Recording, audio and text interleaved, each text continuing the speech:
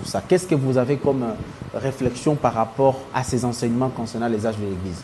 Alors, d'après l'enseignement du frère Branham sur le 7 âges de l'Église, à chaque époque, Dieu suscite un messager qu'il a appelé prophète majeur ou prophète messager. Et c'est lui qui est le prophète de cet âge-là. Donc, il a subdivisé cela en 7 âges, en partant de l'église d'Éphèse jusqu'à Laodicée. Et selon lui, l'ange ou le messager de l'église d'Éphèse, c'était l'apôtre Paul. Mais il n'y a aucun verset dans la Bible qui dit que c'est Paul qui est le messager de l'église d'Éphèse. En disant, par exemple, que c'est Éphèse qui est le premier âge de l'Église. Mais si nous devons retourner dans les Écritures, nous voyons que Éphèse n'était pas la première Église qui puisse exister. Okay. Donc, la première Église, c'était l'Église de Jérusalem.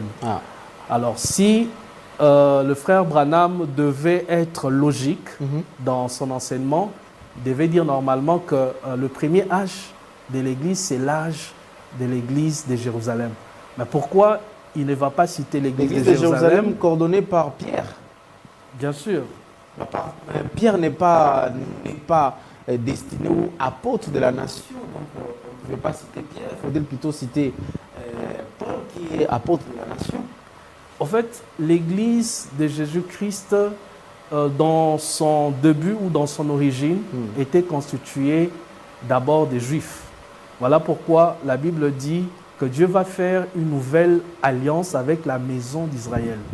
Donc l'Église, ça a commencé avec les Juifs. Les païens ont été greffés à la maison d'Israël. Donc on ne peut pas dissocier ou enlever Israël de l'Église. Il est vrai que la Bible dit que la majorité de Juifs ont été endurcis pour permettre aux nations d'entrer dans le royaume. Mais lorsqu'on dit la majorité de Juifs, ça ne signifie pas que tous les Juifs ont été endurcis. Donc il y a toujours eu des Juifs qui ont cru en Jésus et les premiers chrétiens, c'était des Juifs. Donc on ne peut pas dissocier les Juifs, les premiers apôtres de Jésus-Christ de l'Église.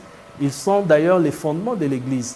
Alors lorsque vous parlez de l'âge de l'Église, vous ne pouvez pas dissocier les premiers apôtres. Et la Bible dit qu'en Christ, il n'y a ni juif ni grec. Donc, vous ne pouvez pas dire que l'âge de l'Église ne parle que de l'Église des nations. Donc, devant Dieu, il n'existe pas une Église des nations et une Église des païens, parce que le corps de Christ est un, c'est constitué de juifs, de grecs et des personnes de différentes nationalités. Selon William Mario Branham, chaque âge correspond à une période historique avec un message précis.